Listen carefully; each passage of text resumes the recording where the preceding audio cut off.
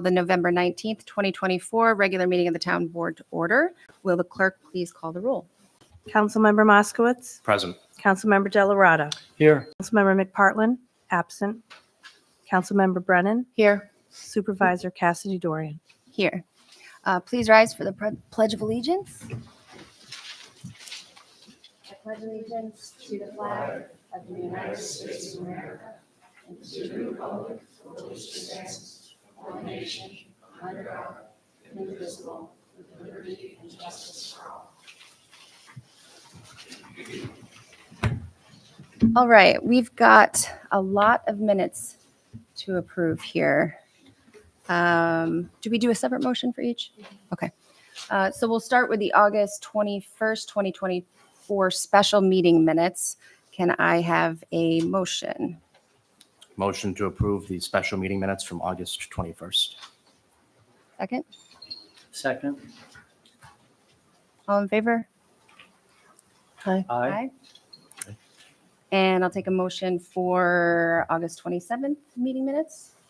Motion to approve the August 27th regular meeting minutes. Second? Second. All in favor? Aye. Aye.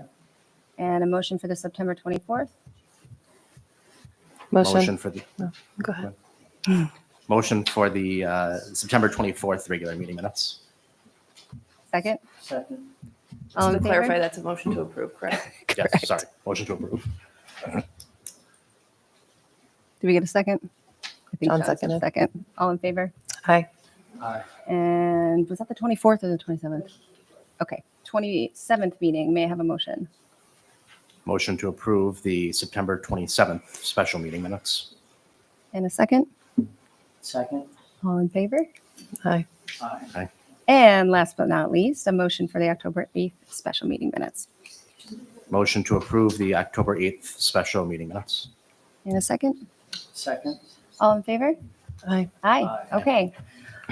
So we're going to begin. We have a cluster of things today. I believe we're going to begin with the public hearing for the proposed changes to the town zoning code, and this is pertaining to the short-term rentals.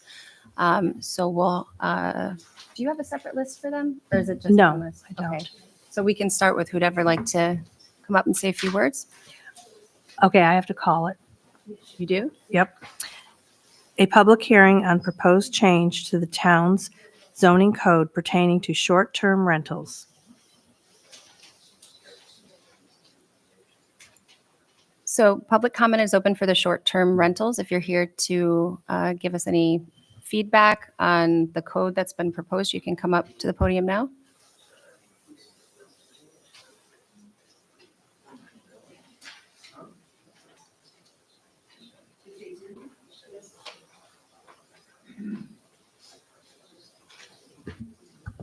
I'm Alice Rubenfeld, 2122 Orchard Park Drive, Skuna, New York. The reason I'm going to comment on this is because I was at the planning board meeting last night, and there was a real brouhaha over an Airbnb on Maynard Keynes Court. I think that if we value ourselves as a community, okay, we have enough investment rentals in Skuna, whether they're in apartments or they're in two families or they're absentee, they're people who don't live in Skuna who own a two family who rent it out. The idea of having an Airbnb, first of all, I don't know why anyone particularly would want an Airbnb in Skuna, but for the truth of the matter is it should be absolutely prohibited. And fines should be very stiff if you're found to be running an Airbnb in your home.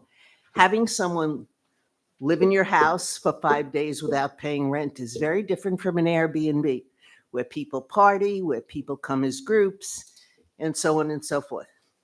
It completely changes the character of a neighborhood. And according to one of the gentlemen who spoke last night at the planning board meeting, it made life on Inman Drive almost untenable. You are not here, and we are not here to help other people earn income from their houses. This isn't Saratoga where people used to rent out their houses to the people who came from Lexington, Kentucky, and then they would rent houses for their grooms and their hot walkers and so forth. That's very different. This is specifically for people who come to stay for 3 days, party for the weekend, go up and ski, do what they want. This has got to be put as forbidden or with very stiff fines for the people who own the houses. Thanks. Thank you, Alice. Would anyone else like to say anything on the short-term rental code?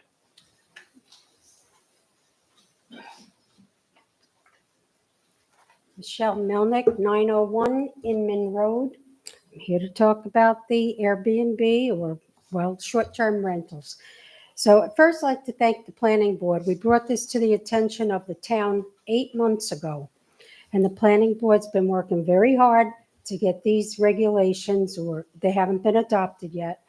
The only comment I can make on it is, of course, we would like to see it not there, but if it has to be there, rather than having it at 7-day minimum, make it 14 so that we don't have every single weekend parties. And that has what it's been all summer.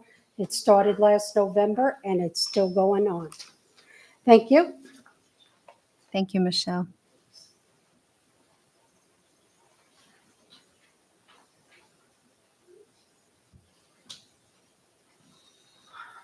Hi, my name is Laura Scordino. I live at 1240 Milton Keynes. We live directly next door to the short-term rental at 1230 Milton Keynes.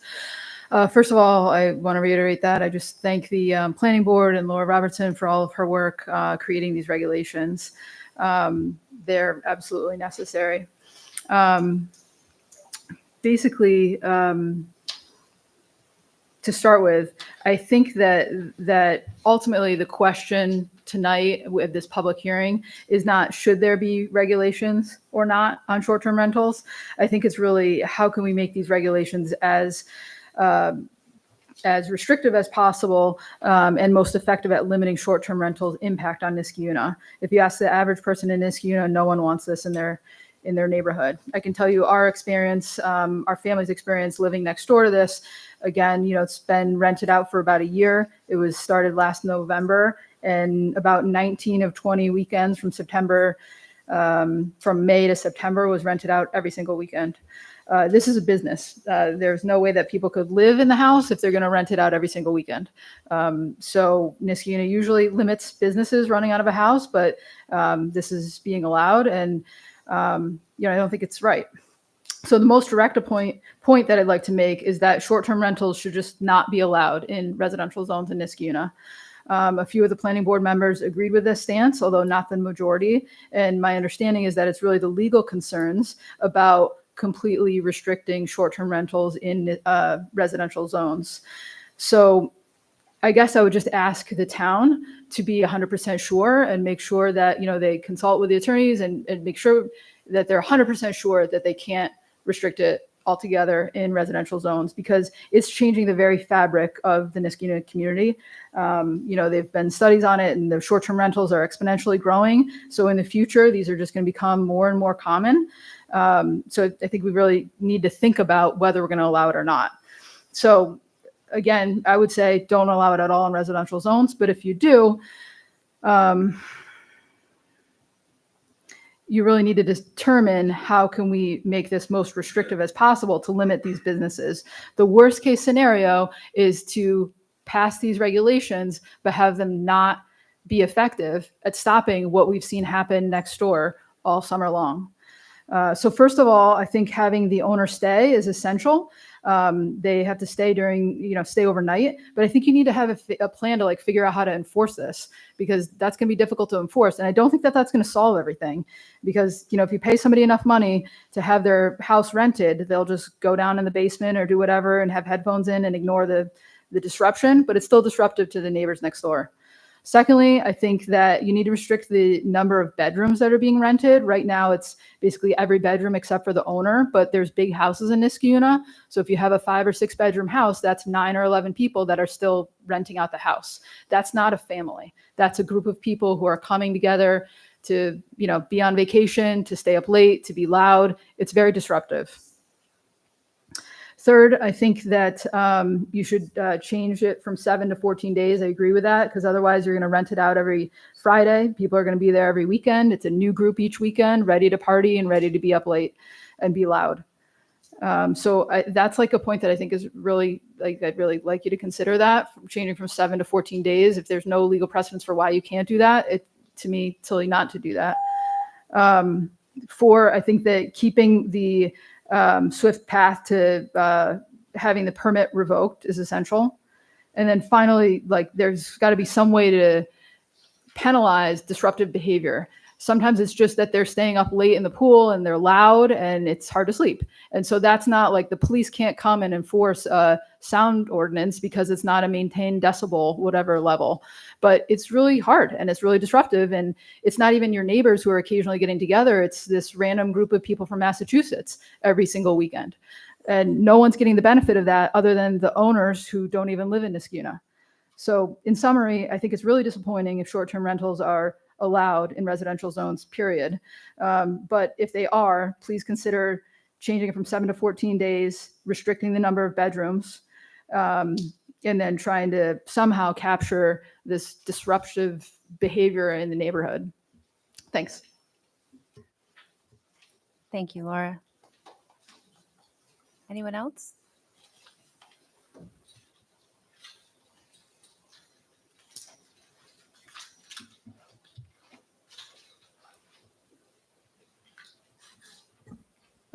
Hello, my name is Nathan Riley. I'm from 759 Downing Street. And well, I just wanted to take the other side just for a minute. I can totally understand why people wouldn't want out-of-towners causing a ruckus and causing a disruption all over there. Of course, nobody wants to live next to those type of things. That's totally understandable. I have 4 children and my wife. We just had a flooding disaster in our house. And so we were out of our house from March to last month.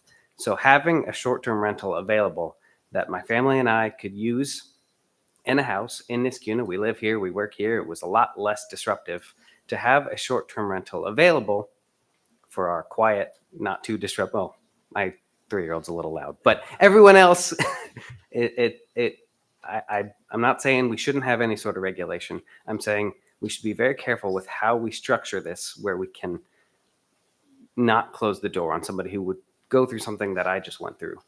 To be able to stay relatively close to home and not in, I mean, it was a disruptive part of our life, to be sure. So I just want you to exercise caution in whatever you guys decide. I also had something to say about the Skuna transfer station. I don't know if this is the time for it, but please don't shut the dump.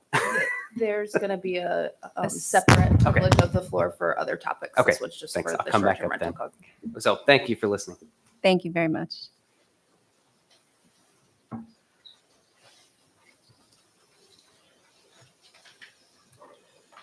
Anyone else? Okay, if there's no one else, we'll close the public comment of the public. Oh, do I? Oh, Quickly, Rory Wood, just standing up in support of Dr. Laura Scordino. I too don't feel that short-term rentals belong in residential neighborhoods. I understand this gentleman had a special case and maybe something should be in that effect, but things that become party homes are just not appropriate in residential neighborhoods. And my wife and I are particularly here because the house next door to us is up for sale. It's been remodeled. The way they remodeled it almost makes it look like a party home. And we're afraid the same thing might happen next door to us. And we really don't want to see that happen. Thank you. thank you.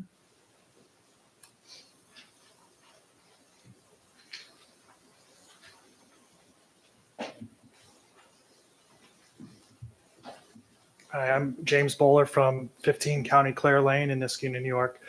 I also want to agree with Laura about the party house next door.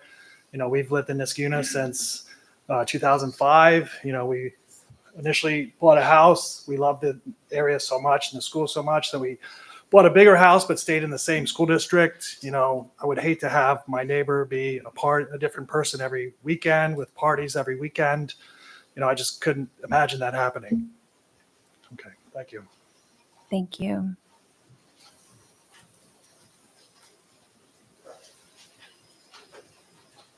Going once, going twice.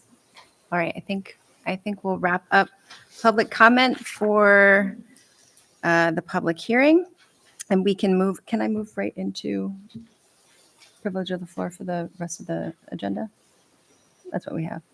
All right, so we'll switch gears. We made you sit down, but now you're going to have to get back up. So we'll invite all public comment for things. You can still talk about the short-term rental if you would like to, but we'll open it up to broader topics.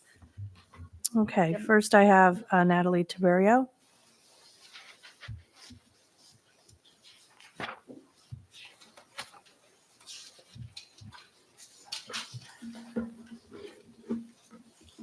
Good evening.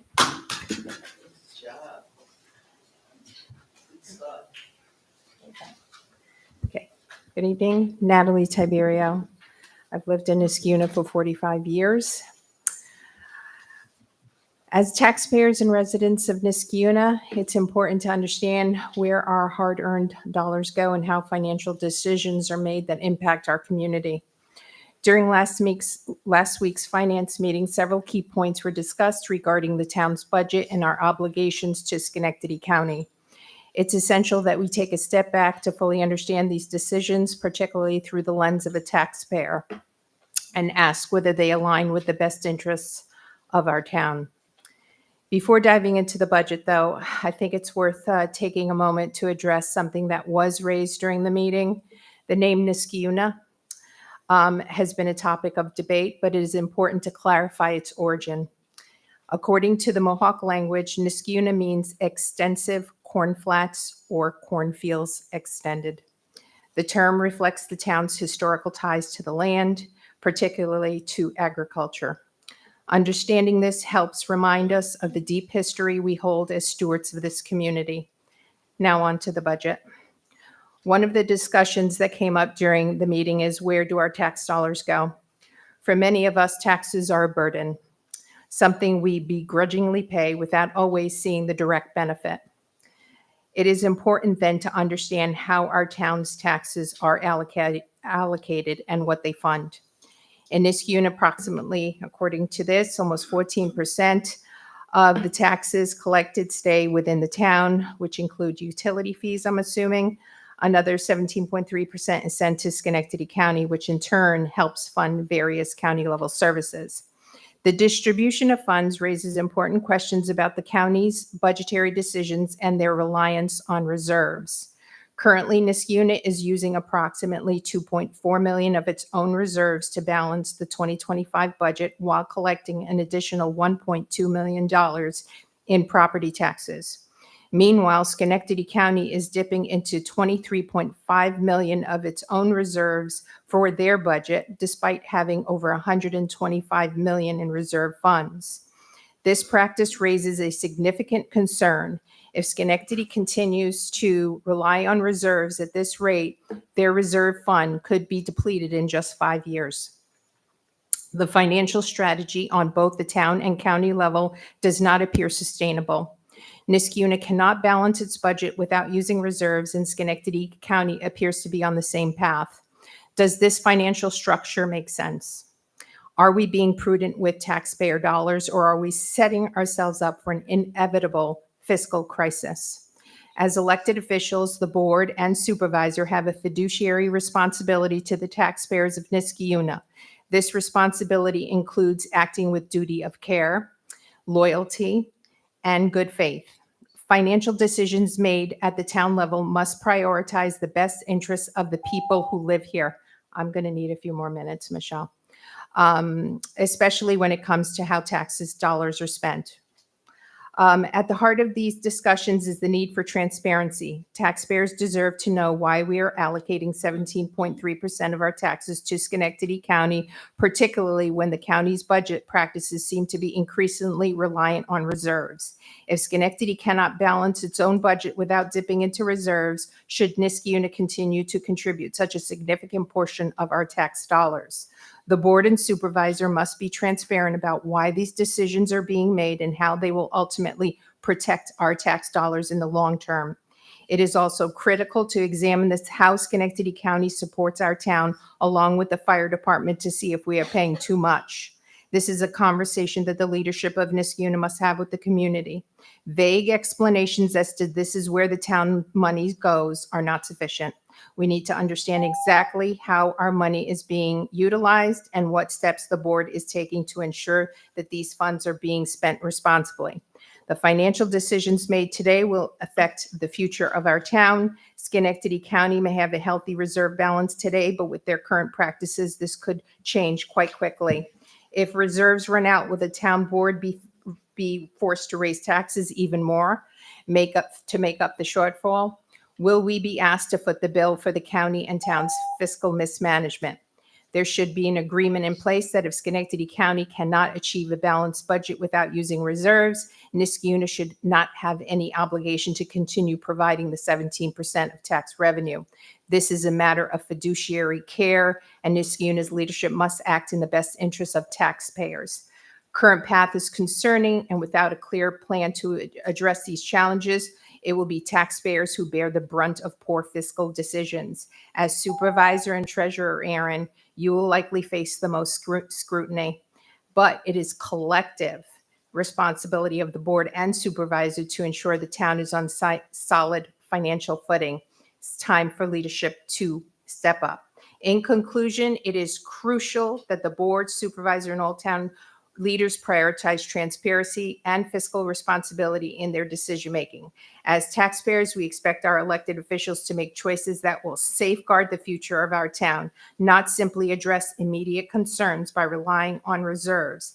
Now more than ever, it is time for a thoughtful, long-term approach to Niskuna's financial health. We cannot continue to tax our way out of fiscal mismanagement while also utilizing reserve balances. Finally, we must renegotiate our agreement with Schenectady County. This is your fiduciary responsibility. Thank you. Thank you, Natalie. Leslie Gold.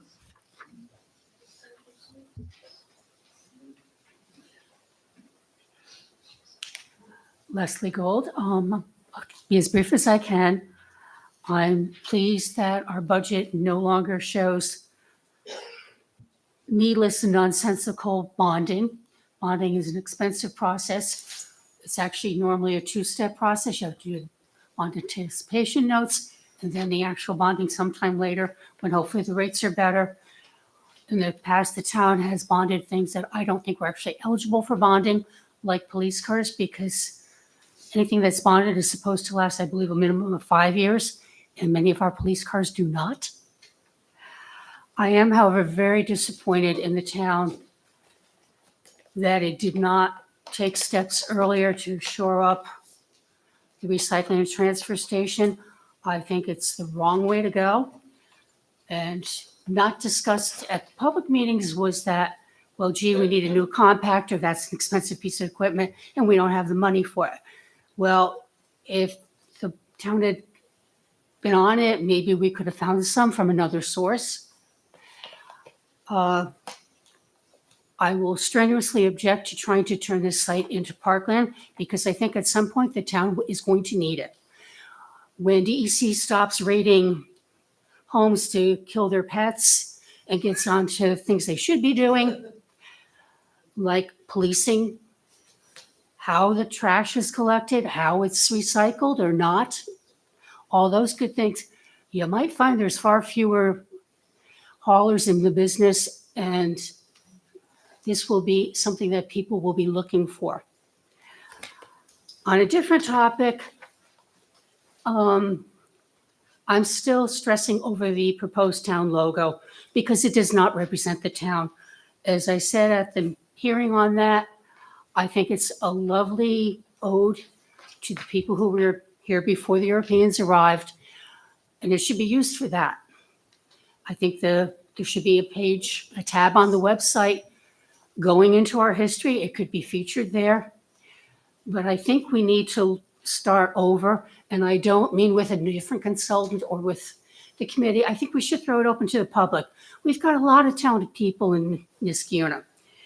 And one community nearby actually wound up with a student designing their new, I don't know if it's their logo or their flag, but it was well thought out. It reflected the community. People are happy with it. Why don't we do that? And I will tell you, I'm so committed to doing something better. I'm going to put up a $200 prize. So please consider that. Thank you, Leslie. Okay, Joe Zeiser.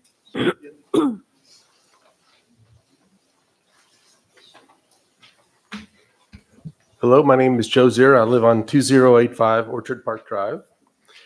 And I just wanted to start by saying that I personally feel like the transfer station is a great community resource. I'm a regular user of the transfer station, and I'll just talk about what some of the benefits are to me and my family. And I'll just run through a list here. It allows me to dispose of trash on my schedule instead of the commercial providers. I think it's a huge benefit to be able to dispose of DIY construction waste, which is typically too large for the commercial trash cans. Recycling of bulk metal. For example, today I replaced the hinges on my garage door, and I ended up with a pile of hinges that I'm not going to put in the trash. I'm going to take them to the transfer center and put them in the metal recycling container that's right there. That's just one example. Recycling of bulk cardboard. I actually have a higher level of confidence that the plastic, cans, paper, and glass actually make it into the recycling stream as opposed to being combined with trash for the landfill.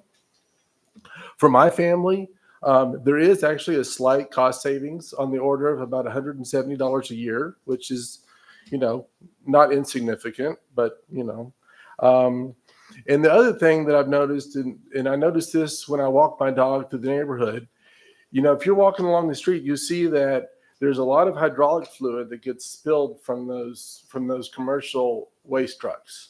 And you can see where they've pulled up in front of the house, they've actuated their truck, there's a pile a circle of hydraulic fluid on the street. They move to the next house and you see it again, and it repeats over and over. And while I'm smart enough to recognize that by me canceling my service, it doesn't eliminate that problem, but I can feel confident in knowing that I'm not part of that problem. Just kind of a side note. Next topic, I have a feeling that we don't have accurate data on how many residents actually use the transfer station. And I think that the money intake might be lower than the actual usage. A few reasons why are the absence of verification that each of us have paid the $130 annual permit fee. I have that sticker displayed on the window of my car, but it's never been checked, and I have to assume that that's true for other people too. There may be a slight underpayment for disposal of trash and recycling. And I even suspect that sometimes when I'm there, and sometimes there's a lot of people using it, that it almost feels like it's not being used strictly by the residents of Niskuna. So my last point I want to make is that I would encourage the board to conduct a 1 or 2 month on-site study to confirm that all the users have paid for the annual permit, that they're charged appropriately for the waste that they're dropping off, and the service is not being misused by others outside of our town. Thank you. Thank you, Joe. Mike Randall.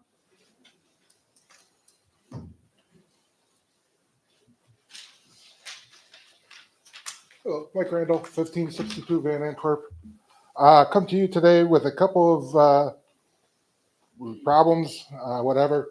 One is you guys want to hire another consultant for the water rate to try to figure out the water rate. Who's paying for that? You want the taxpayers to pay for that? Or is that coming out of one of your guys' budgets again, pocket?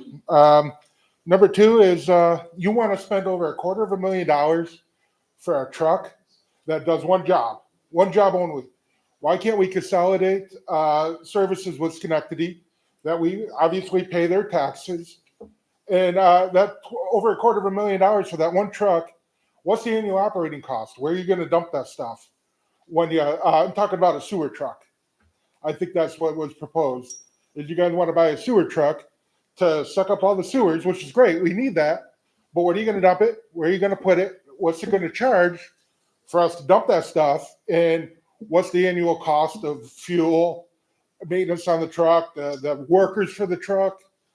If you guys got rid of that and got your services with Schenectady, we could keep the transfer station open. We could fund that transfer station.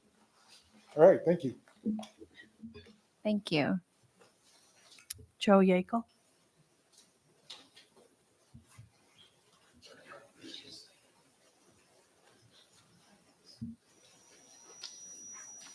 Hi, good evening, everyone. I'm Joseph Yekel, 914 Vroman Ave. Want to start off on a positive note. So first, thank you. I understand you got the Wi-Fi access set up in Town Hall, so that's great. I connected to it. I think that's a good benefit to the residents and the community members because we're paying for it. So I was really happy to see that instituted. Also, I wanted to just give some thanks to the highway department, Ray Smith's group. They've been out there working. They just did cleanup on my street in my neighborhood. I know those guys work really hard, and I appreciate that. So wanted to mention those two things. I wanted to follow up just quickly. There was the conversation about where all of our tax dollars go to. At the last finance meeting, I believe the assessor did that. And just to touch on what Natalie had mentioned, a couple of quick points, and you guys are aware of this. The 2025 county budget for Schenectady County was $429 million. The county's got $129 million fund balance, and of that, as Natalie mentioned, they used $23.5 million to balance the budget. And, that's kind of a win for the county because they said, I believe it's for the 9th year in a row, there's a 0% increase in the property tax levy. And it is. That's a win for the county and it's a win for us in that regard. However, that's not a win for the municipalities. And it's not a win for the municipalities because our property tax bills keep on going up. And as she mentioned, the 17%, the 16 million and change that's going to the county is showing up in all these residential and commercial property owner tax bills year after year. So the county gets to call it a win because there's a 0% rate property levy increase for them, but we're paying more for it. So I think there was something said at that meeting that, we don't really have control over it, but I think you do. I think you have more control over it than you might believe you do. Even things like the election fee, it's $329,000 this year. If memory serves, back in 2004, the number was a ridiculously low number, like $300. It's gone up like 1,000 times in the past 20 years. Now, you guys know as well as I do, that money is spent on polling booths, equipment, things like that. But the municipalities have some say in that. If you don't think $329,000 is the right number that Niskuna ought to be pumping into the county for just something like the election practice, you need to speak up on that. I also think that Niskuna, the supervisor, you should be talking to Glenville, Scotia, the city of Schenectady, and going to the county and saying, look, if you've got 128 for fund balance and you're burning up 23 million, you can probably roll back our tax levy for the year for 2026 and 2027, and you'll still have a pad in that fund balance, and Niskuna gets the win, and so do the residents, because our taxes go down. If they don't need the 16 million because part of this is going to roll into a fund balance, there's no reason for them to take it up front. So that's the kind of stuff. And I think if you get with other supervisors and you collectively go to the county and you say, this is what we need to do, we need to see some changes, that would be a good thing. And I know I'm running out of time, but I did want to mention with respect to the budget, I know there was 3 bites at the apple here. There was the one on October 8th, October 29th, and now the one that we're voting on tonight. Numbers got pushed around a little bit, but it really went from 32.8 million down to 32.7 million. It's a 0.2% change. we really need to see something more than that. I just need like one more minute. I look at the long-term budget considerations that's on the website also. In 2026, we're already projecting a budget of 32.9. 2027, we're going to 33.4. 2028, we're going to 33.8. I mean, you guys have seen this. This is the graphic of what our town property, bills and what our budget has gone to. And since 2020, we've taken off like a shot from about $24.5 million to now we're pushing 33 and 34. But we really need to dial that back. I mean, people just don't have endless pockets. And I know you say it's hard and I know it's difficult, but you really need to look at drawing this down. And I'm thinking a 10% whack at this, not going into 2026, thinking that we're already going plus 260,000. In 2027, we're already bouncing up another $500,000 for the overall budget. That's just, we're going in the wrong direction. So keep on working at it. I want to see good things happen for the town. And I know if you work, on things even that you don't think that you have some control over, I think you can go in a different direction, which is what the town wants you to do. Thank you. Thanks, Joe. Ted, is it Vicory? Say your last name again. My name is Ted Vicory, Vicory. 1043 Balltown Road. I've been a resident for 45 years and a homeowner for 33 years here in Skuna. I'm also a manager over at Knowles Atomic Power Laboratory, and I'm the previous finance chair for the Upper New York United Methodist Conference. So I know a little bit about budgets of the size that we're talking about. I'd like to start with overall, this has been a difficult budget, and I know that there's been a lot of good work that's been done with this, and there's been a lot of tough decisions in the apportionments or appropriations and the revenues locally for what we have for Skuna in here. It's just so that all of us understand that when you take a look at the police, the employee benefits, the parks, and the yard waste alone, those four pieces, they make up over 70% of our overall budget. The other 30% is everything that we need to deal with across the board. So I understand the difficulties and the decisions that we are making. But I am here tonight to speak on behalf of the Skuna transfer station.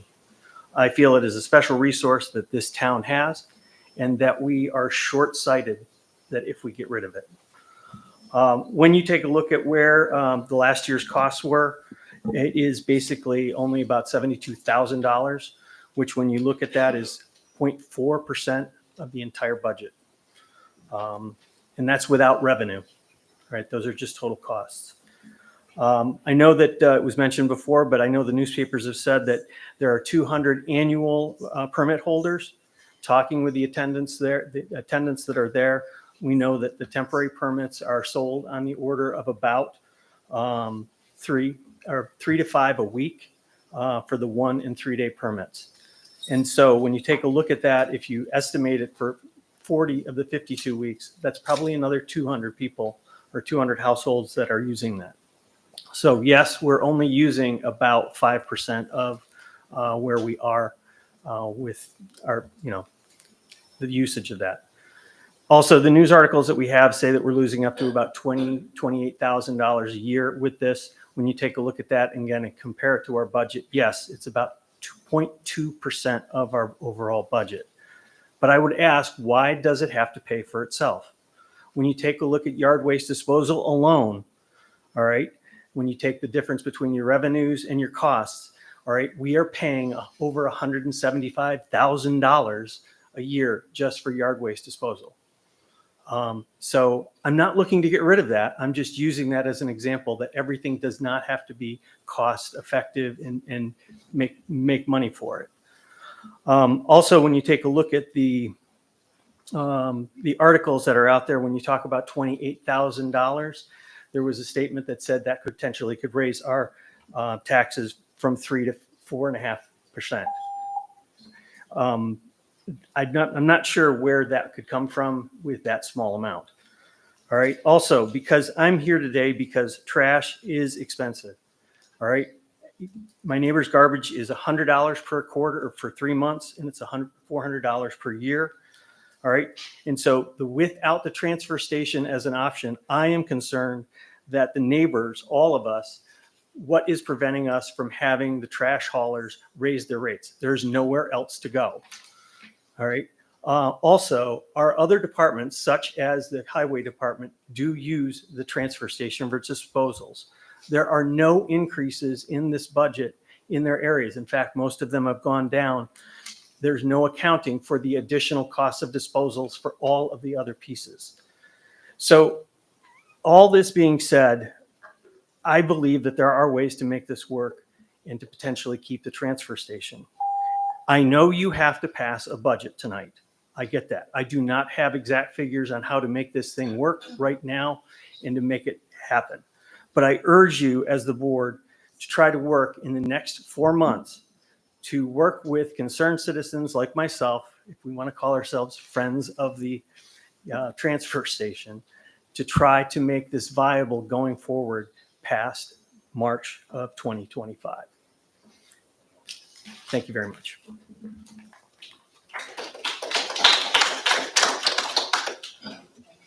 Thomas, Nikki?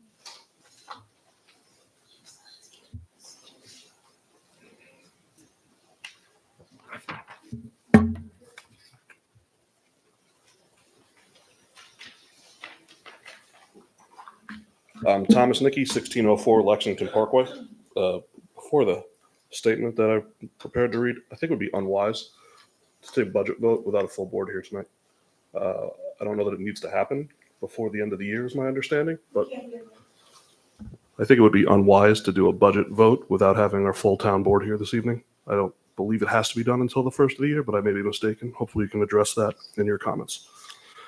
I attended both the public budget workshops and got to see just a bit of the time that was put into creating the budget.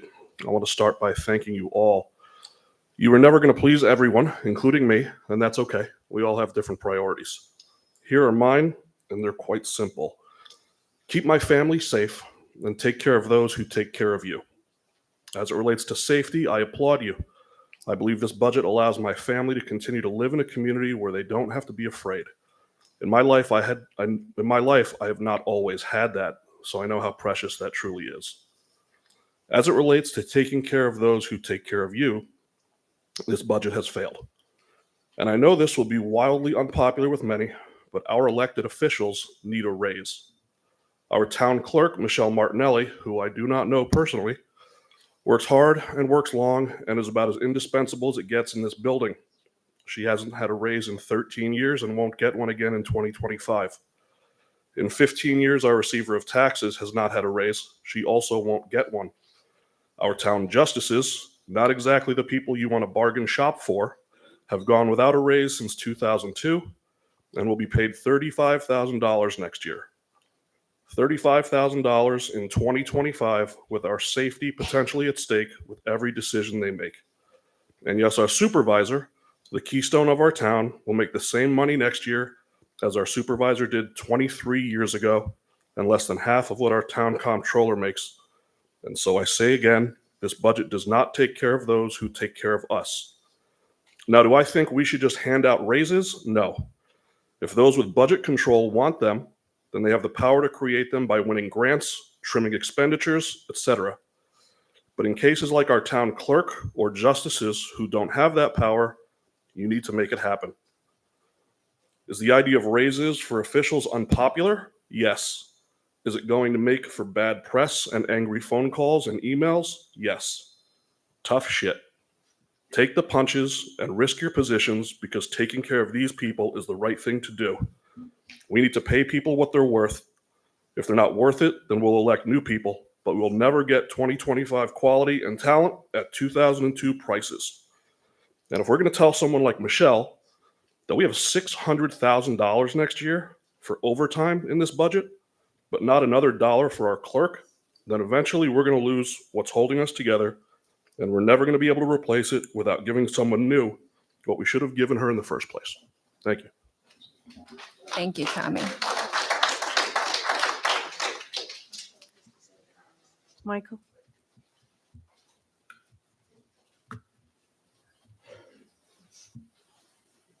Hello, everybody. I'm Mike. Nice to see you guys. Michelle, I like your 3M company you got downstairs. You're Thank you. fantastic. You people just are in the lawyer. You're fantastic too. You try so hard. Mr. Delara, right? You said go to these separate town meetings and things get straightened out. Why don't you go to one of the town meetings with me and let me know how it gets straightened out, okay? That'd be something good. I'm here again to ask that something be done about the speeding down Console Road. This makes my 7th month in a row. 4.5 years since I've moved back to Niskayuna. Nothing's been done. The only thing that I've been told has been done is that they've done studies. Studies does not slow the traffic down. You can go from Balltown Road to the town line in less than 45 seconds. There's chaos running around in our traffic division because they don't have enough people to hand out the tickets, and the people that are doing their damnedest to go through Niskayuna fast are finding out how easy it really is. When you have lawless people, you have lawless residents, and I'm getting to the point where I'm really frustrated and ticked off because 7 months I've come here, 7 months, nothing. 6 months to the Jack and Jill meetings, and nothing's been done except, oh, we did studies. Like I said, studies does not slow the traffic down. Okay? This is for you guys. You can all hear me, right? I was at that meeting and I heard something that really was disturbing to me. We can't do things just for maybe a couple individuals. But when it's time for voting, do they say, oh, I don't need your vote. I don't need your vote. I don't need your vote, but I want everybody's vote. The only way that that's going to happen and change is to do something about it. I'm asking you people here, would you please contact one of these people and tell them, I don't know about you. Do you like people going by your house 45 miles an hour? You can say yes or no. How about you, man? Do you? Do you, man? Mr. Does Klatt, anybody in here like it? Mr. Klatt, we can absolutely listen to you, but it's improper for you to turn and address the rest of the audience and engage, but we're more than willing to listen. Why can't I talk to them? It's just it's a I'm improper to them because I'm talking to you. Well, so here. All right, how do if I do this? Then I'll just keep turning my head back and forth. I am asking this for one reason only. 7 months I've asked this, and I get told because you're the only one saying anything about it. I know I'm not. Now, what I'm asking for, again, is to have something done about the speeding. I've talked to you people before, and it seems to, because I'm not politically inclined, I'm not a public speaker, and I'm kind of like down-to-earth guy that used to grow up in a bar. And I know, you ain't gonna like this. The town motto, we baffle them, or we, oh geez, don't get old, you can't remember stuff. We'll dazzle them with brilliance, we'll buffalo them with bullshit, and then we'll threaten them with their own safety. Thank you very much. Thank you, Mr. Klatt.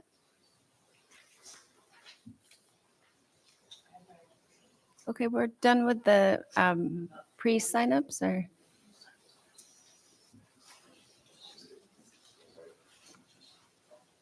I was here when Ray talked about. Could you please restate your name?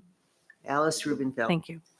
I was here when Ray Smith talked about the number of garbage trucks that are, in fact, getting wear and tear, putting tremendous wear and tear on our roads. I'm here to offer a suggestion. I think that you should put out an RFP to all 3 trash collectors. Someone is going to want a contract for the entire town. It should never be looked at as a profit center for the town.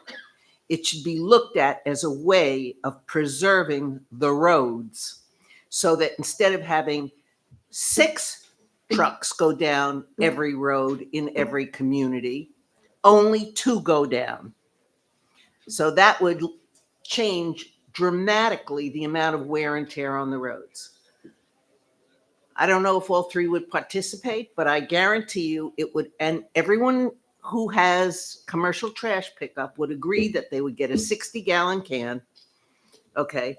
There would be 1 trash hauler. It would be a 5-year contract, and it would lower the price per household. I mean, I pay $95 every 3 months. That's a lot of money because I only put my cans out every other week. So I think it's something the town should look into. The other thing I'd like to address with you quickly is the idea of a second water park has to be trashed. Number one, I'm paying for that water. I don't think we should have any water parks, and certainly if we do have one that's in place, the water shouldn't go on unless the temperature hits a certain level.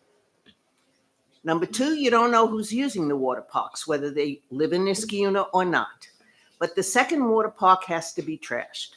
The bottom line is our water costs are out of control. If I have to pay another $803 bill, I am going to raise holy hell, and I am going to employ an attorney and get an accountant to review the way the town spends water and the water losses of the town and the fact that there's so little recycling of water in the town and that no thought has been given into taking to recycling gray water and using it again.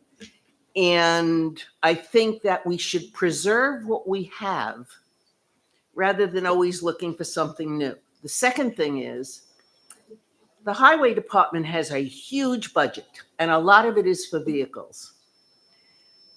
I think we should see ourselves as needing to buy used vehicles. There are a lot of rich towns in New York State, Briarcliff Manor, Scarsdale, all manners of town in Westchester. And I am sure recycle their vehicles on a regular basis. We should buy low mileage, used trucks. I think the idea of spending hundreds of thousands of dollars on trucks for new vehicles has to be put aside. I think the rec department should be cut by 15%. There are an enormous number of people working for recreation in Niskayuna. Better they should upgrade the quality of our schools, which are not where they were when my kids went here 40 years ago. I think that if I pay my bills every month in full, then you should pay your bills in full every month. Live within your budget. If you have greater expenses than you have income, well, then cut your expenses. Don't look to raise more income. It is now becoming burdensome. It is now becoming burdensome between the water and sewer charges and the taxes. It is for me to be paying over $14,000 a year on a house that I've lived in for 50 years. That is obscene. And I make very little use. I don't use a school system. I use very few town facilities.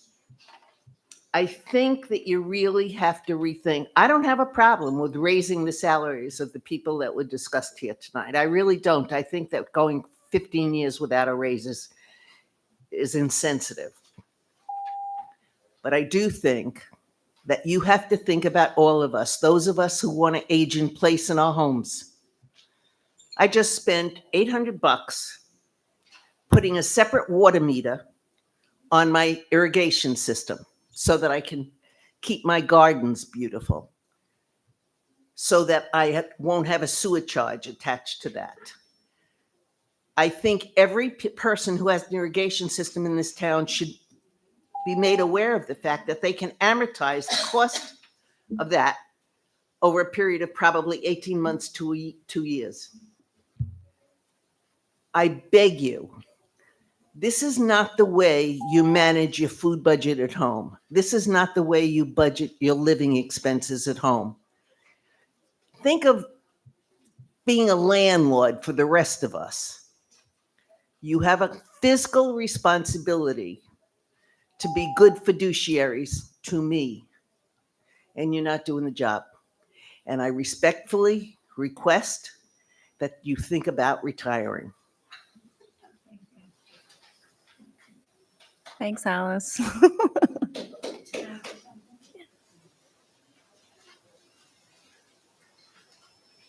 Hi, Marina Franchild, 2200 Dean Street. I want to talk about the transfer station. I don't use it, but I've been thinking about using it because the stuff that is going into the single stream is not really being recycled appropriately. And at the transfer station, they do a better job. But I've actually been thinking, there was a young man, I don't remember his name, who spoke at the last meeting that trucks can't get to where he lives. And I was wondering, what on earth is he going to do? I mean, what are people supposed to do if a regular commercial hauler can't take their trash away? That bothered me a lot. It doesn't affect me personally, but I actually lost a little bit of sleep thinking about this man and his family and all the people that live on his block. He said he's not the only one. It doesn't seem like it's so much money. I don't see it as being like a drain on the town. I think we should find another thing to cut. There's a lot of frivolous stuff that happens in the town. And, you know, it's important in a town to appeal to the people that have money. It is, just as it's important to appeal to the people that don't have money, because you want to keep the people with money here because they spend it. It helps the economy. I understand that. It's a finding a break-even point economically. I really get that. But it's not fair to Niskayuna residents to not have a place to bring their garbage. You know, it's not even like he's making, like those people that spoke are making an intellectual decision. They're without options. They don't have options. What are they supposed to do? So I think it would be unconscionable if the transfer station gets cut. The other thing I wanted to say very briefly is, with all due respect to whoever did the traffic study, they're not always legitimate, meaning they don't represent the facts on the ground. How do I know this? Because the first time that I got involved, aside from Dean Street Park, being the commissioner of the park, but the first time that I got involved in any kind of political action with the town was when that medical arts building was going to be built about 10 years ago. That was the very first thing I got involved in. And there was a traffic study that was done at that time that said there's not going to be any impact, but there was a major impact. And we were able to find holes in the study. We were able to find considerations, operating conditions that they didn't take into account. And actually we prevailed, and this medical arts building was not built. So I really think that another look should be taken at the traffic study. I don't know Mike, but I know Mike because he comes here every month and I come here pretty often myself. And it's terrible when you can't walk outside of your house and cars are whizzing by. It's terrible. You feel invaded. That happened on Dean Street. And Denise Murphy-McGraw was a supervisor at the time, and she was very helpful in instituting some calming measures that really did make a difference. You know, putting up the signs, slow down, all that kind of stuff. So please, I'm kind of begging everybody to take Mike seriously. I know we laugh because he's funny sometimes, but he shouldn't have to live like this. And there are other people, they shouldn't have to live like this. So please take them seriously. Thank you. Thank you, Marina.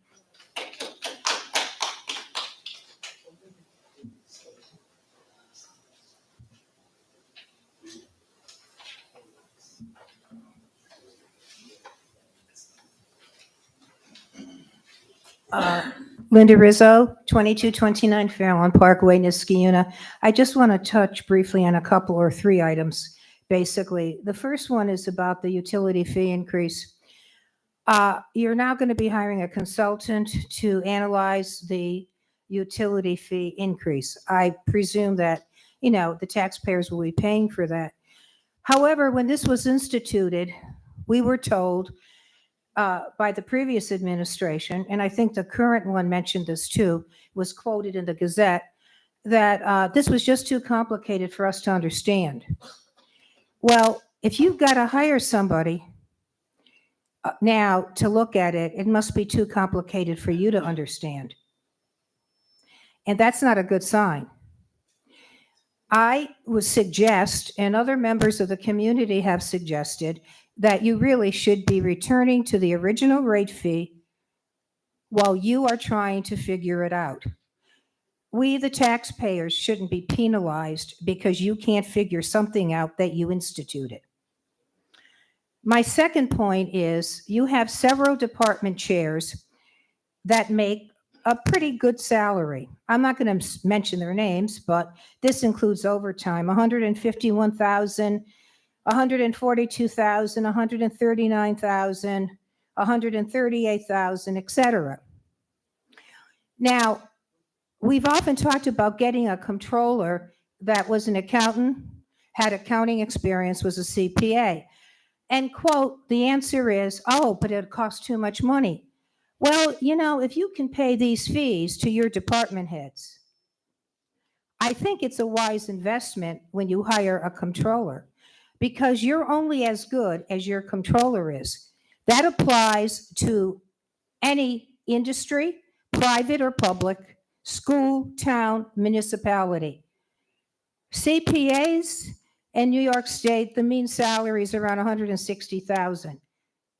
Well, if you can pay these salaries to your department heads, certainly a competent controller can tell you where to cut, how to cut, that you're running in a deficit, and can tell you to do things that you may feel uncomfortable with, but you should do for the benefit of the taxpayers. My third point is the transfer station. I don't use the transfer station. I don't even know if I could find it. But that's not the point. The point is you have several residents, many residents that want to keep it. It's $19,000, and you can't find $19,000 in your budget? In a budget that's millions of dollars? Why? You should be able to find that amount of money.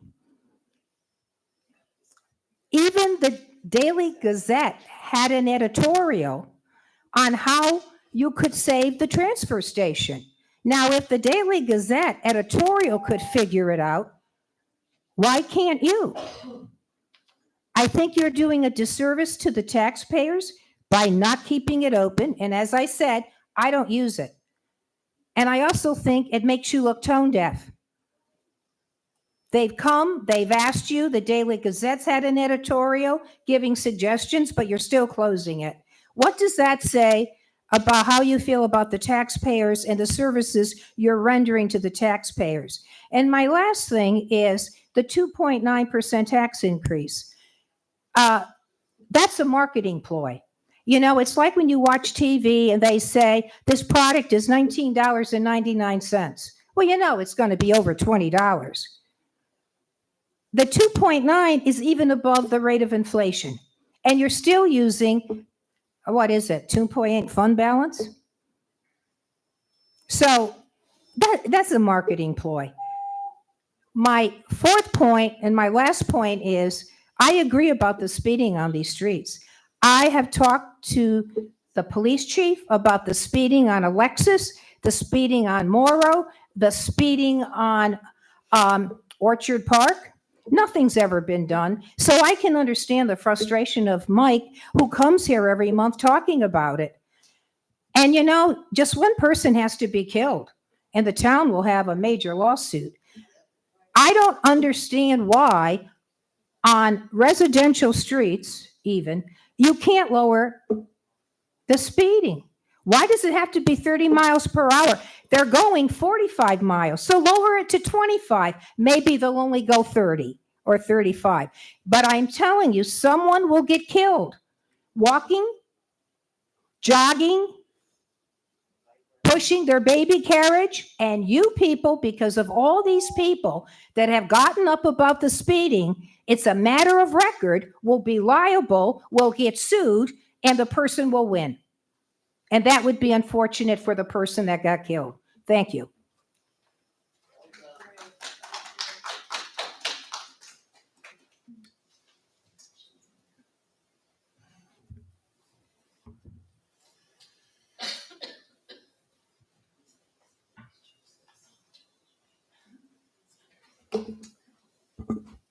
Dan Sexton, Orland Drive. Thank you very much this evening for listening to us.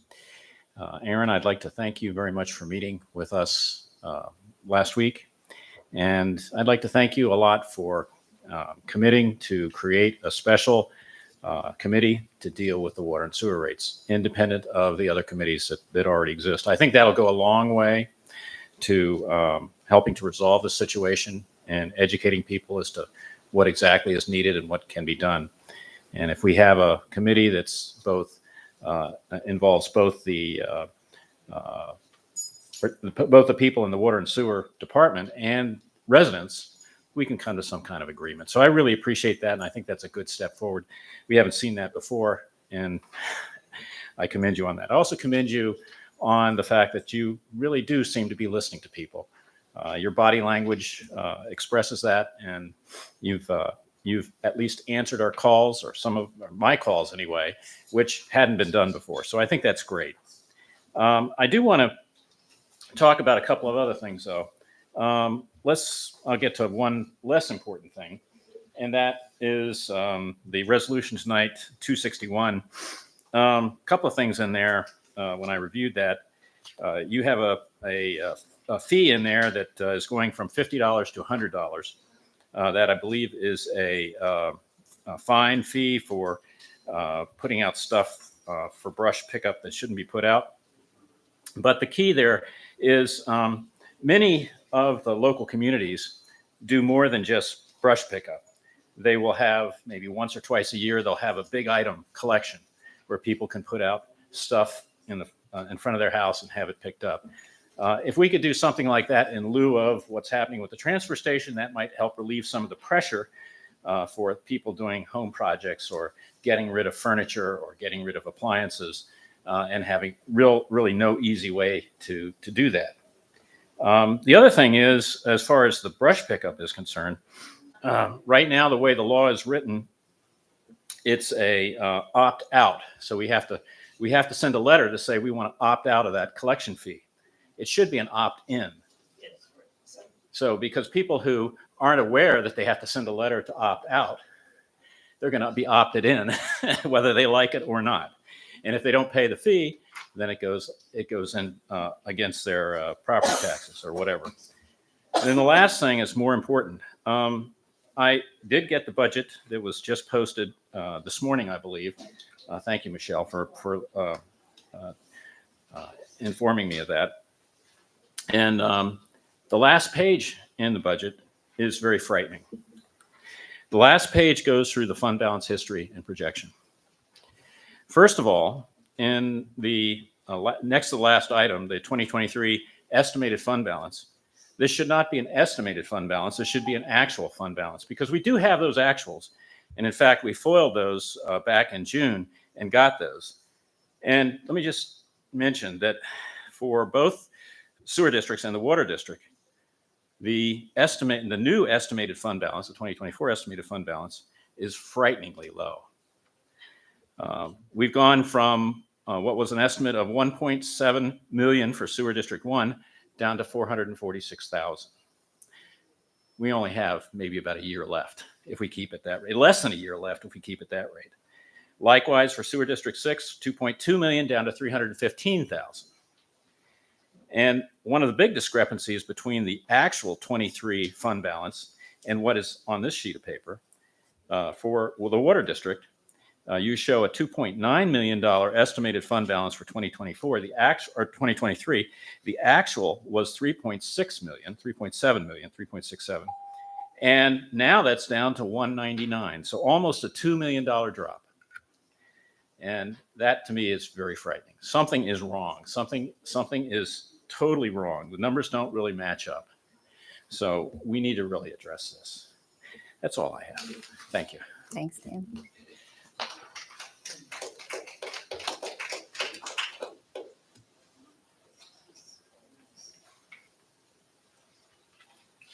Anyone else?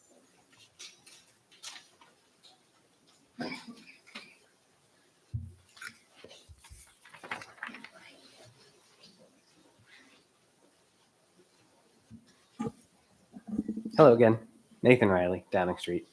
I just wanted to say the Niskuna transfer station is worth keeping. It's honestly, Gary works harder than anybody to make that place the best place you could possibly take trash. I mean, he's worth every penny, and that's just true. One of the basic functions of a municipality is how we as a community deal with our trash. The idea of having to pay somebody to drive a giant truck and pick up my trash when I could just do it myself, it's bothersome. And not just because we've all seen the Twin Bridges trucks grab both the trash and the recycling and pretend like they're doing something when they're not. The cost savings per individual, when they want $150 a quarter, when that's more than the annual fee at the transfer station plus the tickets, of course. It doesn't make sense. I feel like the Niskuna residents don't know about the transfer station. If they're not coming here, if they aren't clued in, which before the transfer station, that was me. I just figured you guys would handle business and I didn't have to worry about it. Well, I feel like we could make something out of the transfer station if people knew about it, if people knew they could stop having giant trucks come to their house and they could take care of it themselves. I feel like there's a ton of untapped potential there. In terms of if it's a matter of not enough people are using it, we should shut it down. I don't think that's appropriate. I think as a town, we need to be able to handle our own trash. We shouldn't outsource it to private companies or other municipalities. I don't think that's acceptable. So that's all I had. Kept it brief. Thank you. Thank you. Anyone else?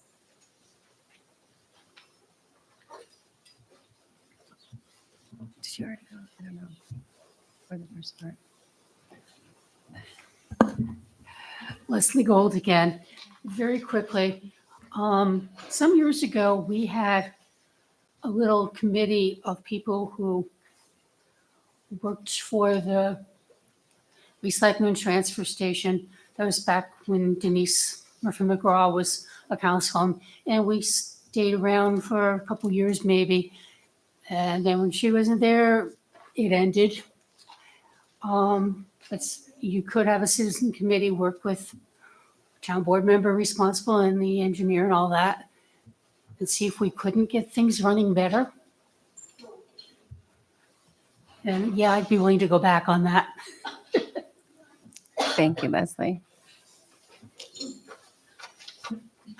All right, if we have no one else for privilege of the floor, we can move on in our agenda. We'll close privilege of the floor and move on to our committee reports.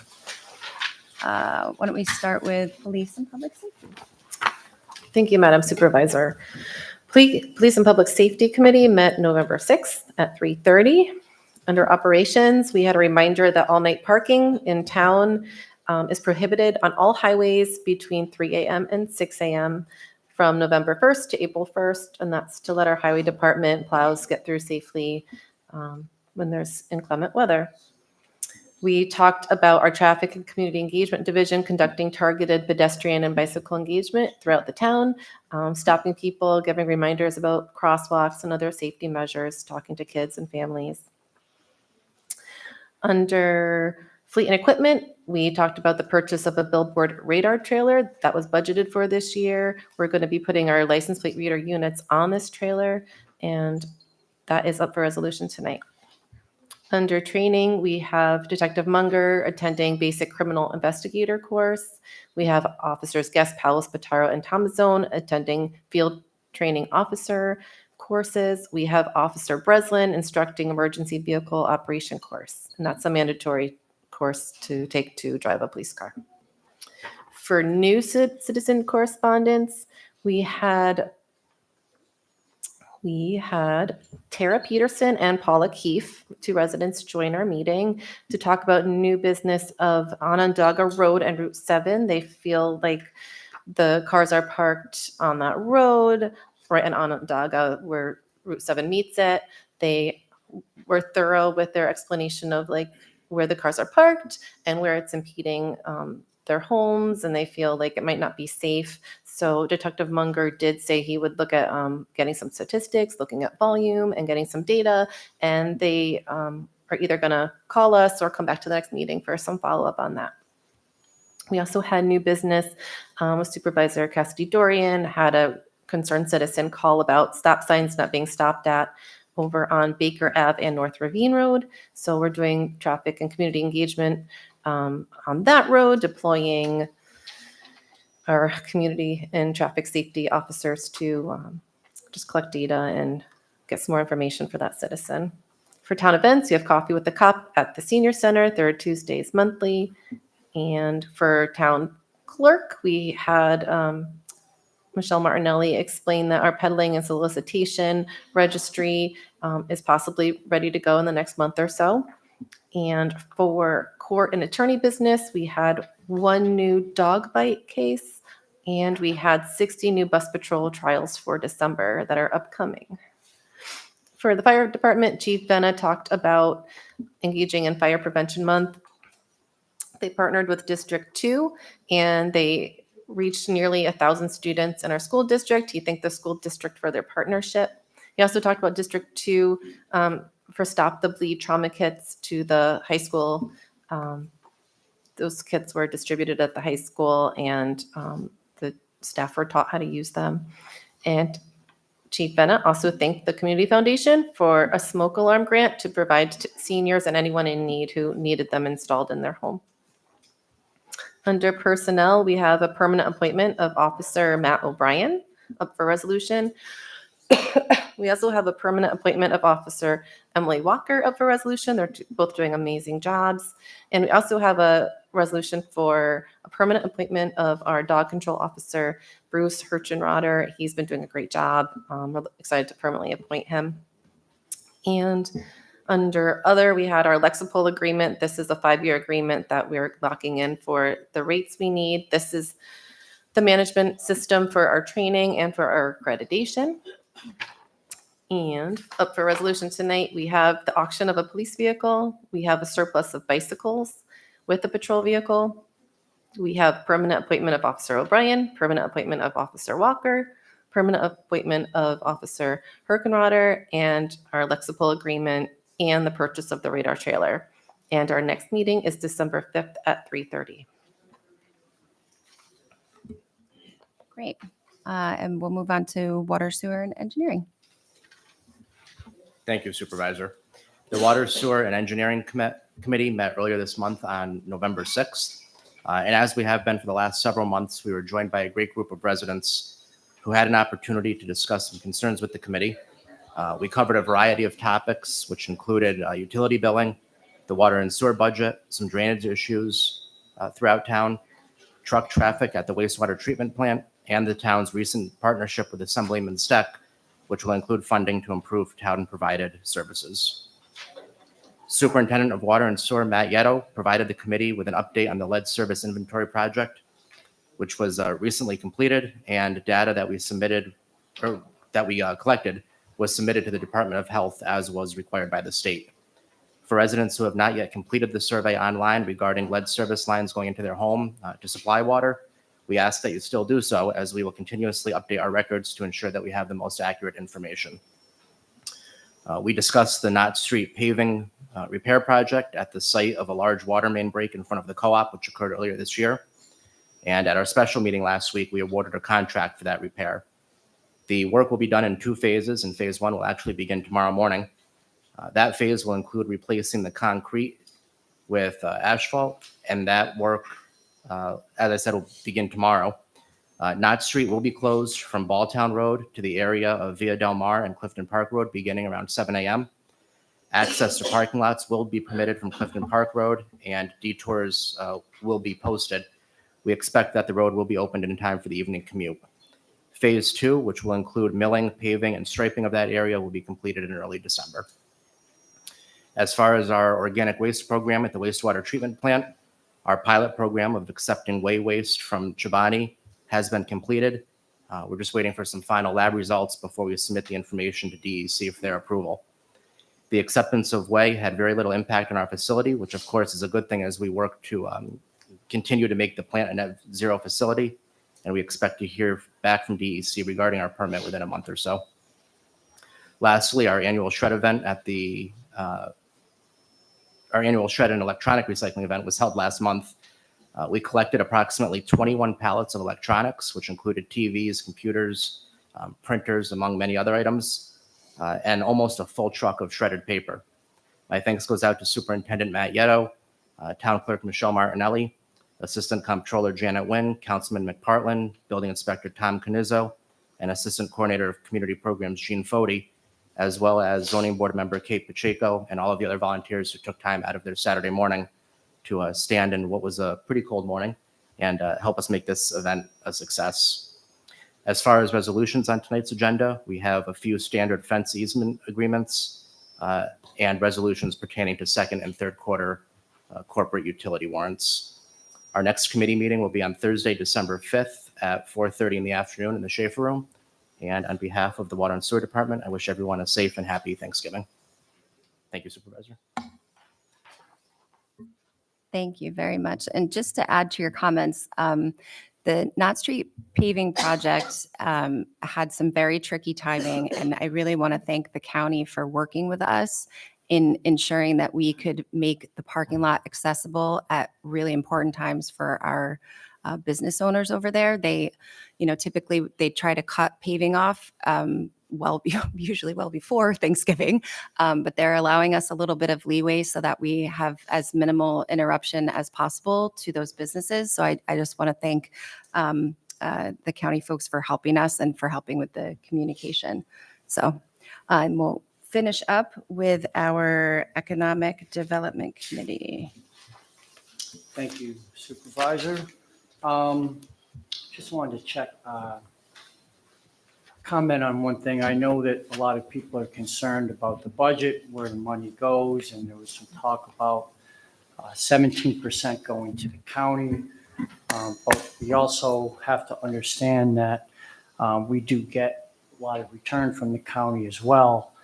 They did take the lead on the Co-op Plaza project, which was a very big project to our town center. We also get quite a bit from Metroplex. Metroplex did a lot of the paving around that Co-op Plaza, and we got $1.3 million in sales revenue from Metroplex and sales tax revenue. So we got to remember we're all kind of on the same team here. We need each other.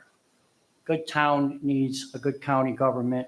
Surrounding towns all kind of need each other to feed off of each other to have a good community. Our town was able to take what could have been an economic tragedy and turn it into an economic boom. And I'm referring to the SI Group or Schenectady Chemical. We could have lost that a couple years ago. That's a big chunk of land with a lot of good paying jobs on it. But we didn't. We were able to get another very good company, and they're probably a company that was a better fit than SI. Momentum. E1 is working on a very good building right across from street from there. They're a great company that works on allows sewer systems to get in very difficult places. GE moved in with Momentum. GE Aerospace supplies a lot of technology to military and commercial aircrafts worldwide. A lot of that technology comes right back here from Niskayuna now. GE Verona, GE Healthcare. I mean, that's a lot. And there's a reason why those companies came here, because their employees want to live here. their employees want to live here because we have great parks, because Niskuna has really made a lot of upgrades to the parks. We got waterfront parks, did a lot with Lions Park, one of the most traveled parks on the bike hike trail in upstate New York. We've done a lot of in diverse housing over the past 8 to 10 years. Rivers Ledge, if you haven't checked out Rivers Ledge, please do. It's a wonderful project that turned a junkyard into a riverside community. Phase 1 is complete, and Phase 2 is starting with, I believe, 60 senior unit development housing. So it's a diversity of housing. It's the parks, it's the infrastructure that companies want to make sure that they have when they come here. All of that is much needed. Had we lost the SI group and our town didn't have the infrastructure, we didn't have the parks, we didn't have the bike hike trails, we didn't have a good county, a base county to be in, those companies wouldn't want to come here. And we'd have a much different budget conversation right now. Much different tax increase conversation now, much more cutting services. It would be a lot different. So we just got to keep in mind that was the big picture. And we need the county needs the town needs the city. Downtown Schenectady now is prosperous. People want to live in this unit so they can go to a show at Proctor's. They can go out to dinner in downtown Schenectady. And it's all continuing, and hopefully it will for quite some time. So we are hopeful to pass a budget that has reasonable amount of spending in it. And unfortunately, we're going to have to make some cuts that people aren't going to like. But in the big scheme of things, we're going to be keeping Niskuna moving forward. That's our goal, and I want you to know that. Thank you. Thank you very much. In Bill's absence, or Councilmember McPartland's absence, I just want to touch on a few things from the Highway, Parks, and Recreation Committee. The first one is, this gets trickier and trickier, I feel like, with the weather changing so much, but the last date for random pickup for loose leaf is November 29th. And if for some weird reason we get a heavy snowfall before that, it will end at that time, because they do have to switch the trucks over for plowing. But sometimes we do have some trees that might drop some leaves a little bit after that. We really have to set a cutoff date so that we can pivot into the winter. So we know that that's not ideal for some of those trees that are hanging in there, but that will be the last day, the 29th there. The other thing I wanted to mention, and it's one of the resolutions that are in here, the resolution is calling for a public hearing for the changes to the town code with respect to yard waste pickup. So we absolutely want to hear from you when we put that public hearing out there. But I just want to clarify that the overarching goal of the changes are to enable the town board to change regulations about yard waste pickup without having to change town law every time we do it. So it's more changing it to the point where we can have conversations about what makes sense, because we might try something and it doesn't work for everybody, and that's the feedback we get, and we have to shift, and we want to be able to do that without constantly changing the law. So that's more the overarching goal, and it's really to address some folks that have complained about what we assume and probably is commercial landscapers who are putting their waste out. We all know how much it's costing us as taxpayers to provide the service. So we just want to try to very strongly deter people from doing that. So hence the increase in the cost. And then a couple of fun things. I hate that he can't say these. These are like the fun stuff of these meetings. The annual tree lighting is going to be held on Friday, December 6th. That's right here at Town Hall from 5 to 6. We'll have the Niskuna High School Choir there singing songs. The tree that we use is a live tree so that it can be planted later on. We'll be decorating and lighting that. There's also the following day on Saturday, the 7th, is a parents' night out. You do have to sign up in advance so that we can be sure to have enough folks, but they'll be doing a sort of pajama Polar Express event that will take place here at Town Hall. And at the Senior Center, they have their holiday luncheon on the 12th. and that's going to be at 11 a.m. I think lunch is at noon, and 11 they're going to have some socializing ahead of time. So I'm sure I am forgetting things. I hope I hit on the high points, but I just wanted to make sure to follow up on that. With that, I know it's getting late, so we're going to try to speed things up as we work through the budget. I have very few slides just to give you some of the macro level numbers, and then we're going to have a discussion with our town assessor, a couple of slides, and then we'll move right into our resolutions. Do we want to get that one rolling?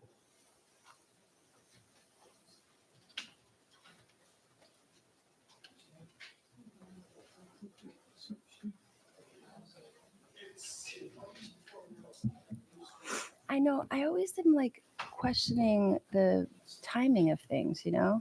I never know if it's, I feel like there's good and bad to going ahead of time. And I mean, what's that?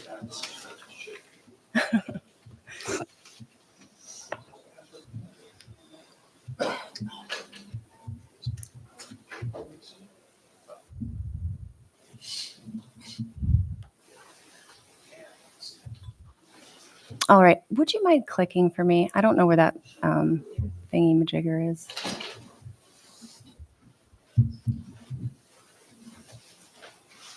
Thank you. Does it work? I think the battery fell out of it. You can click right through.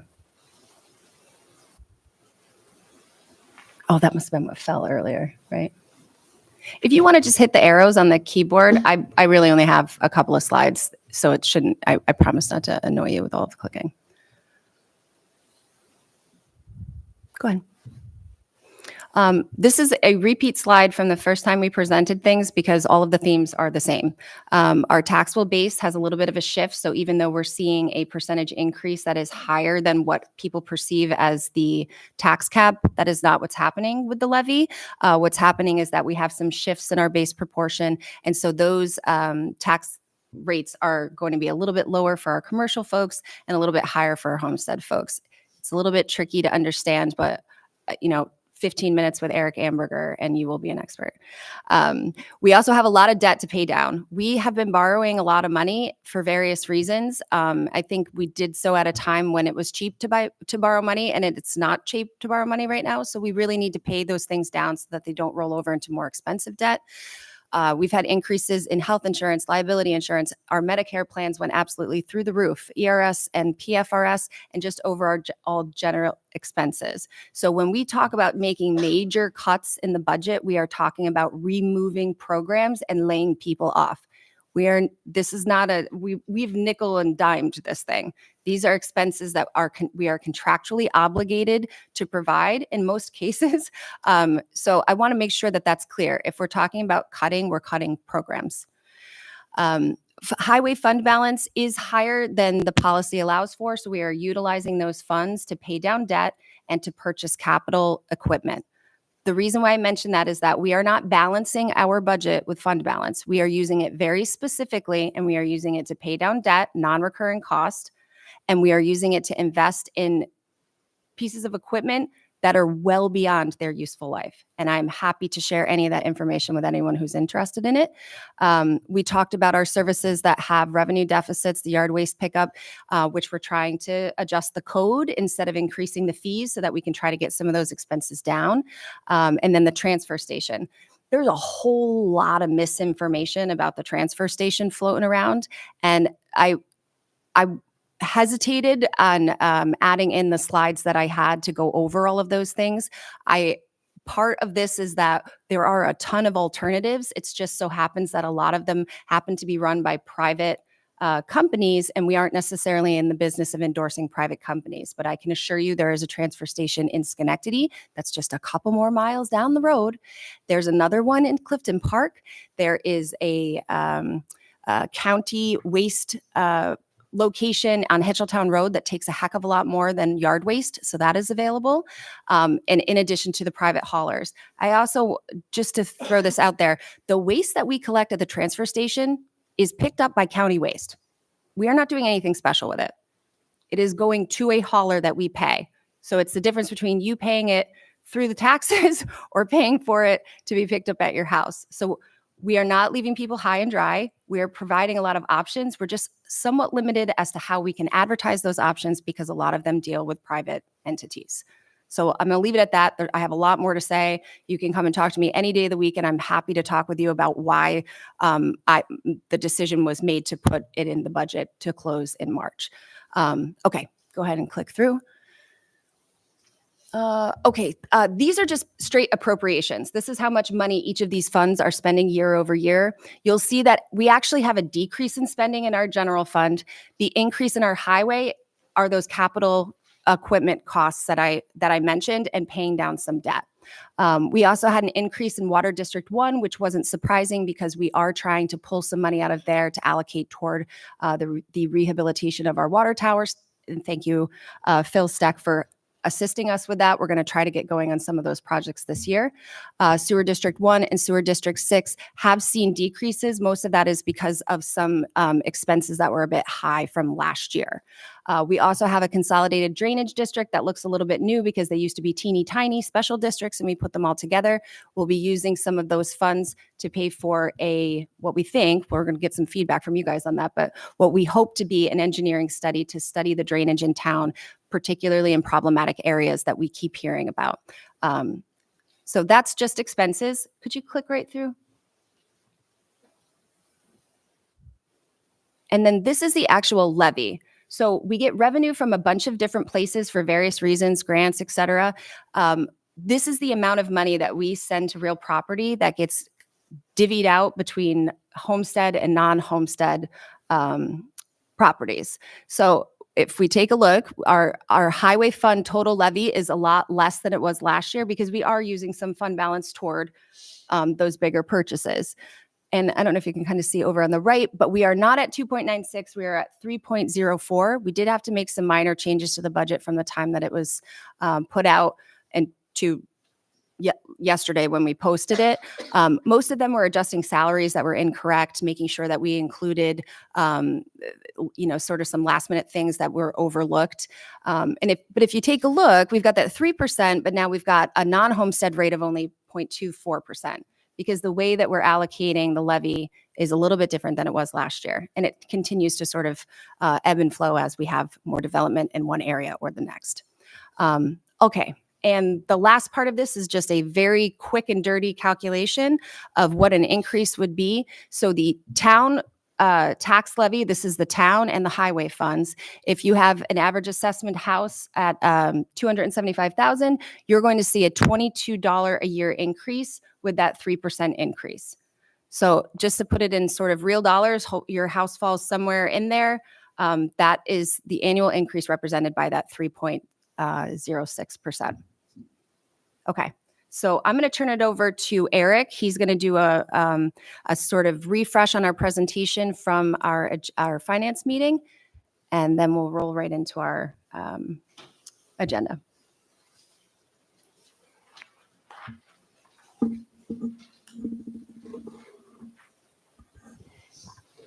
Hi, good evening. My name's Eric. I'm the assessor for the town.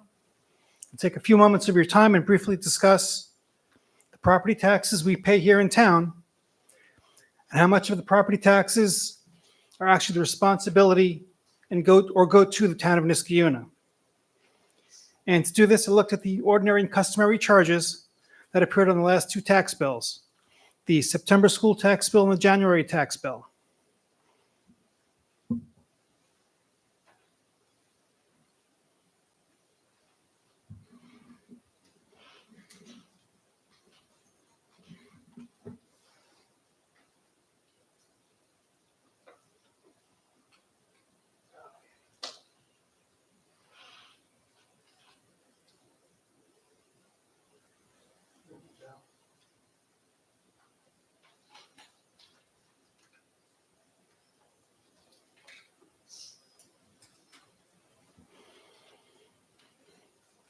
So if we look at my first slide, it shows all the taxing jurisdictions in town, which is the county, the school districts, the fire districts, and of course the town, which is broken out into all the little components that may appear on a bill. In the middle of my spreadsheet up there, it also shows the tax warrant for each jurisdiction. Tax warrant is what each jurisdiction expects to receive in property taxes so they can provide services back to our community.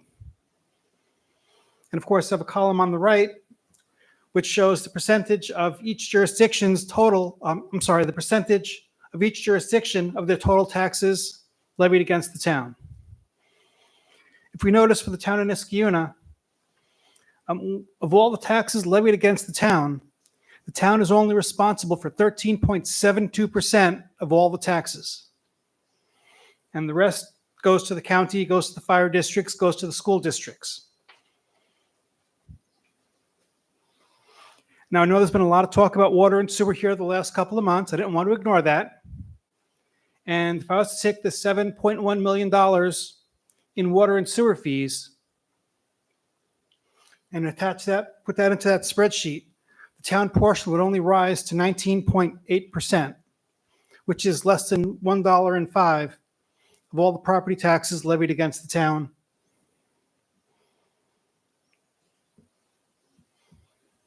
So, and I'll talk more about the water and sewer on my final slide.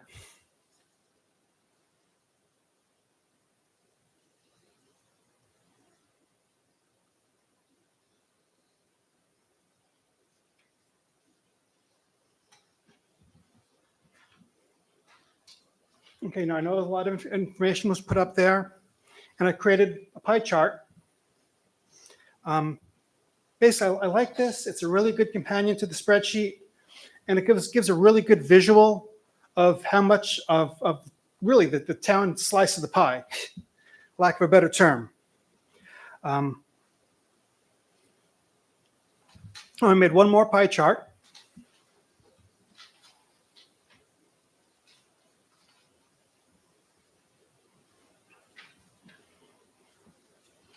And for this one, I just have a slightly different way of looking at the property taxes in town. And I combine the school districts and the fire districts just to show what we pay town-wide for town services, for county services, for fire services, and of course for education.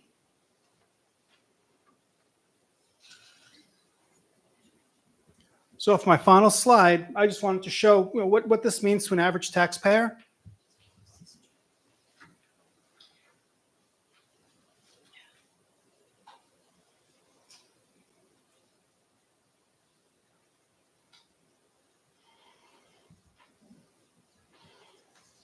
So I want to show what an average taxpayer might pay for non-education services.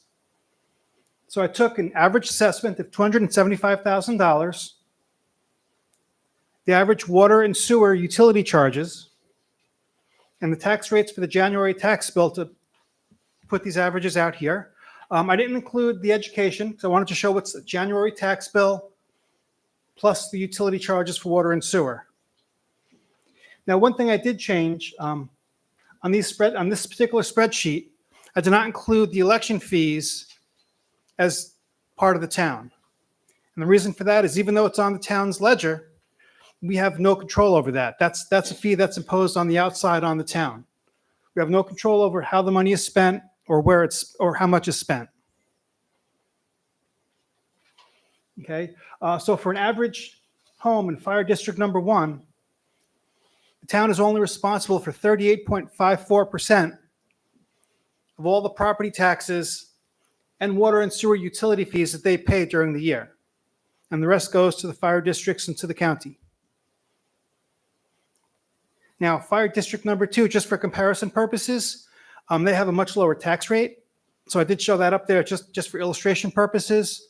But fire district number 2, if you live there, you would pay 44.7% of all your property taxes and water and sewer utility fees would go to the town. And again, we're not talking about education for these. And that's only because the fire district has a much lower tax rate. You're paying less taxes overall. Everything else stays the same.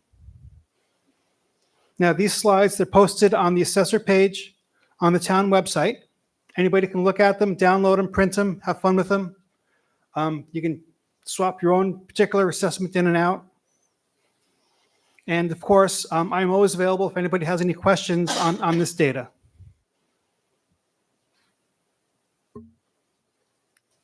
That's wonderful. Thank you so much, Eric, for going over that. right, thank you. All right, we're going to move into our resolutions.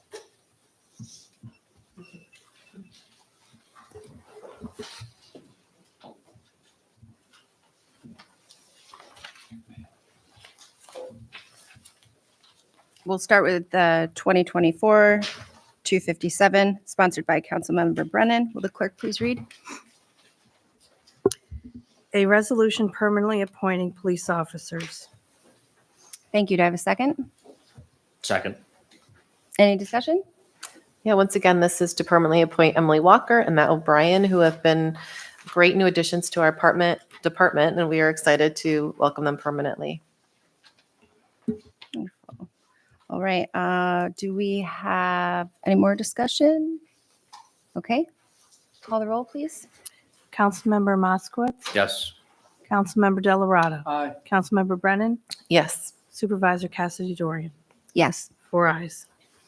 Resolution passes. We'll move on to 2024-258, sponsored by Councilmember McPartlin.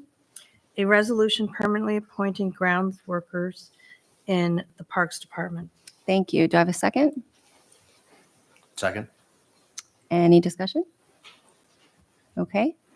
Will the clerk please call the roll? Councilmember Moskowitz. Yes. Councilmember Delarada. Aye. Councilmember Brennan. Yes. Supervisor Cassidy Dorian. Yes. 4 ayes. And resolution passes on to 2024-259, sponsored by Supervisor Cassidy Dorian. A resolution authorizing certain budgetary modifications and interfund transfers. Thank you. Do I have a second? Second. Second. Any discussion? All right. Will the clerk please call the roll? Councilmember Moskowitz. Yes. Councilmember Delarada. Aye. Councilmember Brennan. Yes. Supervisor Cassidy Dorian. Yes. 4 ayes. The resolution passes. Move on to 2024-260, sponsored by Councilmember Moskowitz. A resolution approving the reconciliation of corporate utility rents for the first quarter of 2024. Thank you. Do I have a second? Second. Any discussion? All right. Clerk, please call the roll. Councilmember Moskowitz. Yes. Councilmember Delarada. Aye. Councilmember Brennan. Yes. Supervisor Cassidy Dorian. Yes. 4 ayes. Resolution passes. And we'll move on to the introduction of local law C 2024, sponsored by Councilmember McPartlin. This is a resolution, let's see, it's also sponsored by Councilmember McPartlin. Clerk, please read. A resolution calling for a public hearing on proposed amendments to Chapter 69 entitled Brush, Grass, and Weeds of the Code of the Town of Niskayuna. Thank you. Do I have a second? Second. Any discussion? Please call the roll. Councilmember Moskowitz. Yes. Councilmember Delarada. Aye. Councilmember Brennan. Yes. Supervisor Cassidy Dorian. Yes. 4 ayes. Resolution passes on to 2024-263, sponsored by Supervisor Cassidy Dorian. A resolution 262. What did I say? Oh, 263, sponsored by Councilmember Brennan. Sorry, I skipped you. A resolution permanently appointing a dog control officer for the town of Niskayuna. Thank you. Do I have a second? Second. Any discussion? I could say again, this is Bruce Herkenroder, and we are excited to welcome him permanently. He's been holding down the fort for us with our dog control for a while now, and we're very thankful for him and all the work he does. Yes, he is fantastic. All right, any further discussion? Will the clerk please call the roll? Councilmember Moskowitz. Yes. Councilmember Delarada. Aye. Councilmember Brennan. Yes. Supervisor Cassidy Dorian. Yes. 4 ayes. The motion passes. Let's see, 2024-263, sponsored by Supervisor Cassidy Dorian. A resolution authorizing the purchase of computers. Do I have a second? Second. And just to, we went through a process of trying to get as many of these computers at one time so that we could get a better price on them. So this is a reflection of us catching up on our purchase of computers for all of our employees. All right, any further discussion? Clerk, please call the roll. Councilmember Moskowitz. Yes. Councilmember Delarada. Aye. Councilmember Brennan. Yes. Supervisor Cassidy Dorian. Yes. 4 ayes. All right, we'll move on to 2024-264, sponsored by Councilmember Brennan. A resolution authorizing the police chief to enter into a 5-year agreement with Lexipol for police training procedures and manuals cost. Do I have a second? Second. Any discussion? So again, this Lexipol program also, besides being our training manual, is guiding our accreditation. So we're excited to extend that agreement. Okay. Any further discussion? Will the clerk please call the roll? Councilmember Moskowitz. Yes. Councilmember Delarada. Aye. Councilmember Brennan. Yes. Supervisor Cassidy Dorian. Yes. 4 ayes. And the resolution passes on to 2024-265, co-sponsored by Councilmember McPartlin and Councilmember Brennan. A resolution authorizing the surplus and disposition of certain town-owned vehicles and equipment. Does that count as a second, or I need a second? Can I have a second? Second. Any discussion? All right, clerk, please call the roll. Councilmember Moskowitz. Yes. Councilmember Delarada. Aye. Councilmember Brennan. Yes. Supervisor Cassidy Dorian. Yes. 4 ayes. Resolution passes on to 2024-266, sponsored by Councilmember McPartlin. A resolution authorizing bid extensions for services and products utilized by the town's highway and water and sewer departments for 2025. Do I have a second? Second. And this is actually some really great work by our highway superintendent. Basically, what this means is that he's been able to keep prices static for a lot of commodities. And this is now the 3rd year in a row. So this is fantastic. And I appreciate you, Ray. All right. Any further discussion? Will the clerk please call the roll? Councilmember Moskowitz. Yes. Councilmember Delarada. Aye. Councilmember Brennan. Yes. Supervisor Cassidy Dorian. Yes. 4 ayes. The resolution passes on to 2024-267, sponsored by Councilmember Moskowitz. A resolution authorizing the 3rd quarter 2024 corporate utility warrant. Thank you. Do I have a second? Second. Any discussion? Will the clerk please call the roll? Councilmember Moskowitz. Yes. Councilmember Delarada. Aye. Councilmember Brennan. Yes. Supervisor Cassidy Dorian. Yes. 4 ayes. The resolution passes on to 2024-268, sponsored by Councilmember Moskowitz. A resolution authorizing fence easement agreement with the owners of 248 Mohawk Trail. Thank you. Do I have a second? Second.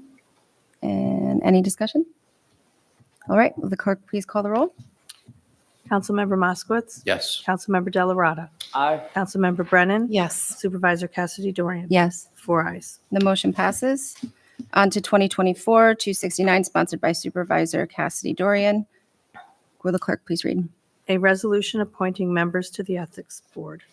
Thank you. Do I have a second? Second. All right. These appointees were actually alternates on the board right now, so they're just moving into the empty positions. So we'll be looking for some alternates on the ethics board as well. Any other discussion? All right. Will the clerk please read or call the roll? Councilmember Moskowitz. Yes. Councilmember Delarada. Aye. Councilmember Brennan. Yes. Supervisor Cassidy Dorian. Yes. 4 ayes. All right. The resolution passes on to 2024-270, sponsored by Councilmember Cassidy Dorian. Councilmember Cassidy Dorian, Supervisor Cassidy Dorian. Oh, yeah. Dare you. A resolution appointing the annual budget for the town of Niskayuna for 2025. Thank you. Do I have a second? Second. Any additional discussion? All right. Will the clerk please call the roll? Councilmember Moskowitz. Yes. Councilmember Delarada. Aye. Councilmember Brennan. Yes. Supervisor Cassidy Dorian. Yes. 4 ayes. The resolution passes, and our final resolution, 2024-271, sponsored by Councilmember Brennan. A resolution authorizing the purchase of a radar trailer for use in the town's police department. Thank you. Do I have a second? Second. Any discussion? All right. Will the clerk please call the roll? Councilmember Moskowitz. Yes. Councilmember Delarada. Aye. Councilmember Brennan. Yes. Supervisor Cassidy Dorian. Yes. 4 ayes. All right. The resolution passes. And with that, I'll take a motion to adjourn. Motion to adjourn. Second. All in favor? Aye. Aye. Right, we are adjourned. Thanks for everyone for coming out.